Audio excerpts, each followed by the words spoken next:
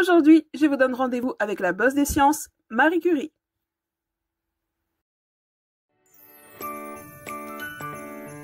Maria Sklodowska est née en 1867 à Varsovie.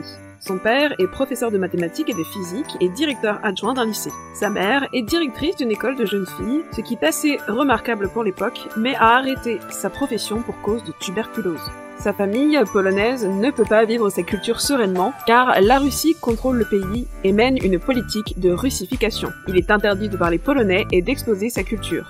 Cette période marquera Maria, qui gardera toute sa vie un esprit patriotique envers sa Pologne natale.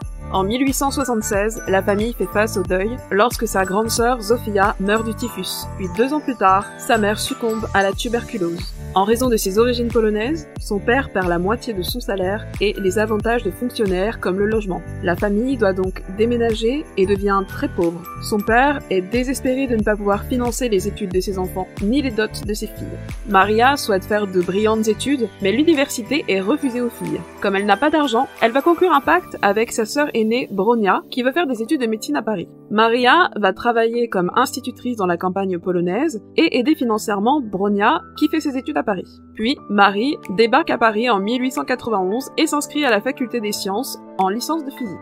Elle étudie avec beaucoup d'acharnement pour tenir avec le peu d'argent qu'elle a reçu, notamment d'une bourse polonaise pour les étudiants à l'étranger. Elle obtient avec mention sa licence de physique et une licence de mathématiques et prévoit de retourner en Pologne. Elle reste un temps à Paris pour étudier les propriétés magnétiques de différents aciers. Et en 1894, on lui présente un certain Pierre Curie, qui travaille dans le même domaine qu'elle et qui souhaite collaborer à ses recherches.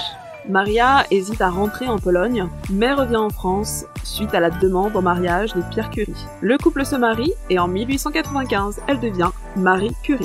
Après la naissance de sa fille Irène en 1897, elle commence une thèse sur le rayonnement de l'uranium, d'après les travaux d'Henri Becquerel. Pour mesurer le caractère atomique du rayonnement de l'uranium, elle se sert de l'invention de Pierre et de son frère Jacques Curie, qui s'appelle l'électromètre piézoélectrique. Ne me demandez pas d'en expliquer plus. Les conditions de travail sont très rudes, car pour mesurer ce rayonnement, il faut traiter plusieurs tonnes d'un minerai qui s'appelle le pechblende pour obtenir uniquement 1 gramme de chlorure de radium. Leurs locaux sont si rudimentaires qu'un de leurs confrères scientifiques le qualifie d'étable et de hangar à pommes de terre. En 1898, Marie et Pierre Curie, qui a rejoint sa recherche, découvrent 2 nouveaux éléments, le polonium, nommé ainsi en l'hommage de sa Pologne natale, et le radium.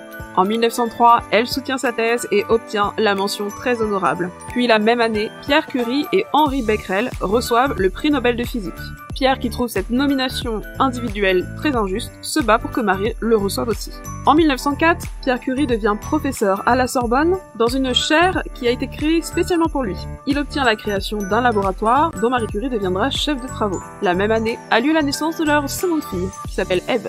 Mais en avril 1906, Pierre Curie est percuté par une voiture et décède. Après un moment d'abattement où elle reçoit le soutien de la famille de Pierre Curie, notamment son beau-père qui s'occupera de ses 2 filles pendant qu'elle travaille, elle prend la direction du laboratoire et remplace Pierre à sa place de professeur à la Sorbonne. Son premier cours est un événement médiatique.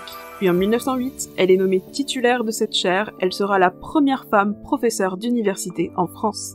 En 1911, elle présente sa candidature à l'Académie des sciences, mais n'est pas élue. D'ailleurs, il n'y aura pas de femme élue avant 1979.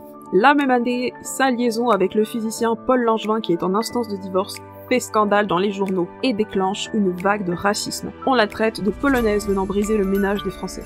En pleine tempête médiatique, elle gagne le prix Nobel de chimie.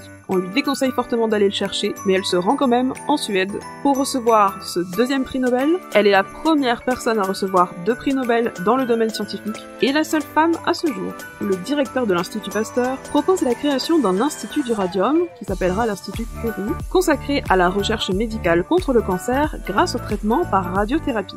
L'institut est ouvert en 1914, mais sera fermé temporairement pour cause de Première Guerre mondiale. Marie Curie se mobilise sur le front. Elle crée de sa propre initiative une unité mobile d'ambulance radiologique qui permet de prendre des clichés radiographiques des soldats blessés pour faciliter les opérations chirurgicales. Son unité comptera 18 véhicules. Grâce aux dons de femmes fortunées, l'Institut du Radium est transformé en école de radiologie où un bataillon de jeunes femmes se forme pour intervenir sur le terrain, dont la jeune Irène Curie Curie qui a seulement 19 ans. Marie Curie participe également à la création de 150 postes fixes de radiologie dans les hôpitaux militaires. Après la guerre, elle continue ses recherches, assistée par sa fille Irène. Après la découverte des vertus médicales du radium, notamment sur le cancer, il devient une sorte de mode marketing qu'on utilise dans les produits de consommation courante comme les crèmes. Il avait déjà fait fureur à sa découverte lorsque la danseuse Louis Fuller voulait s'en procurer pour créer un costume phosphorescent. Malheureusement, ce n'était pas possible, mais elle avait quand même dédié un spectacle entier en l'honneur de Marie et Pierre Curie.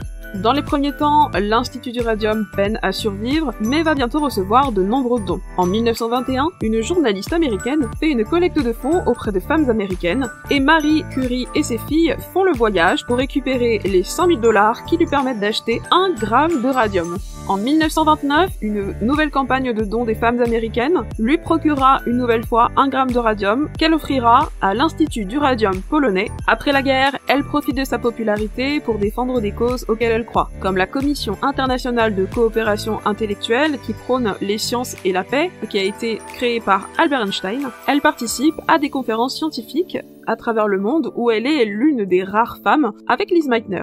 Souffrant d'une exposition prolongée aux éléments radioactifs, elle commence à prendre des mesures de protection dans son travail. Son état de santé se détériore dès 1920 et en 1934, elle succombe à une leucémie radio-induite qui lui a laissé une anémie pernicieuse. En 1995, pour faire honneur à leurs travaux, Marie et Pierre Curie sont transférés au Panthéon.